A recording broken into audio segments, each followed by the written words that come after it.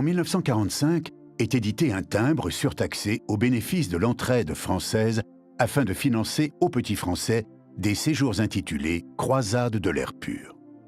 La solidarité nationale au secours de la misère est mise en place lors de la Première Guerre mondiale. Pendant la Seconde, le maréchal Pétain instrumentalise le Secours national. Pas une campagne sans l'effigie du maréchal. Cette empreinte pétainiste nuit à l'image du Secours national, si bien qu'à la Libération, le général de Gaulle le remplace.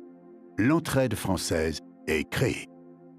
Pendant l'occupation et après-guerre, nombre d'études alertent l'opinion sur les conséquences dramatiques que peuvent avoir la malnutrition sur les enfants. Les carences alimentaires, les carences en vitamines créent des dégâts considérables. Les corps sont plus sujets aux maladies comme la tuberculose. D'autres études mettent en perspective les effets de la sous-alimentation sur la taille et le poids d'enfants parisiens. Au sortir de la guerre, la France doit se reconstruire et pour se reconstruire, elle a besoin de sa jeunesse et elle doit en prendre soin. Il faut à l'enfance le grand air qui purifie les poumons, fortifie l'organisme et enrichit le sang.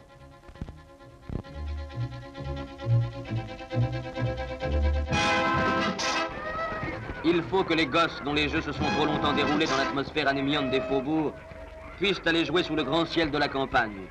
Grâce à l'entraide française et au concours de tous, la croisade de l'air pur créera de la santé pour les enfants de France. Tous les ans, ces séjours sont organisés et sont édités des timbres surtaxés au bénéfice de cet outil de solidarité nationale qu'est l'entraide française.